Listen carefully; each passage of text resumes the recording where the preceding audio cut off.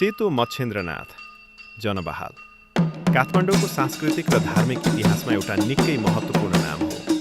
यसलाई स्थानीय भाषामा जनबहाद्यो भनिन्छ। यो मन्दिर काठमाडौँको इन्द्रचोक र असनको बीचमा पर्ने जनबहालमा अवस्थित छ। देवता यहाँका मुख्य देवता सेतो मच्छेन्द्रनाथ हुन्, जसलाई हिन्दूहरू करुणामयका रूपमा र बौद्ध धर्मावलम्बीहरू आर्यावलोकितेश्वरका रूपमा पुज्ने गर्छन्। यो मन्दिर हिन्दू र बौद्ध धर्मबीचको धार्मिक सहिष्णुताको अनुपम उदाहरण हो। यहाँ प्रत्येक वर्ष चैत्र शुक्ल अष्टमीदेखि सेतो मच्छेन्द्रनाथको भव्य रथयात्रा सुरु हुन्छ। यो रथलाई 3 धारा पाठशालाबाट सुरु गरेर असन, हनुमान ढोका हुँदै जात्राको अन्तिम दिन रथलाई लगनटोल पुर्याइन्छ।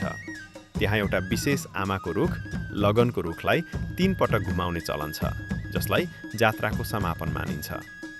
जात्राको मुख्य उद्देश्य वर्षा र सहकाल, सुख शान्तिको कामना गर्नु हो। यो मन्दिर प्यागोडा शैलीमा बनेको छ र यसको वरिपरि निकै सुन्दर कलाकृतिहरू छन्।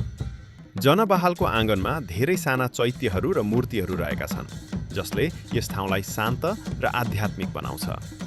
कथन अनुसार लिच्छवी कालका राजा यक्षमल्लको समयमा यो मूर्ति फेला पारिएको थियो। कान्तिपुरका राजाले यसलाई सुरक्षित राख्न हालको जनबहालमा स्थापना गराएका थिए। पहिले यो मूर्ति जमल, जहाँ अहिले 3 धारा छ, मा फेला परेको विश्वास गरिन्छ। त्यसैले रथयात्रा पनि त्यहीँबाट सुरु हुने गर्छ। सेतो मच्छेन्द्रनाथ सम्बन्धी एउटा प्रचलित कथा यस्तो छ। धेरै समय पहिले जमलको एउटा खेतमा काम गर्ने क्रममा किसानहरूले एउटा सेतो मूर्ति फेला पारेका थिए। ती किसानले उक्त मूर्तिलाई धान राख्ने भकारीमा लुकाएर राखे। अचम्मको कुरा, त्यो भकारीबाट जति धान झिक्यो उति नै भरिँदै जान्थ्यो। यो कुरा सुनेपछि राजाले उक्त मूर्तिलाई जाँच्न पठाए र त्यो मूर्ति भगवान आर्यावलोकितेश्वर मच्छेन्द्रनाथ भएको थाहा भयो।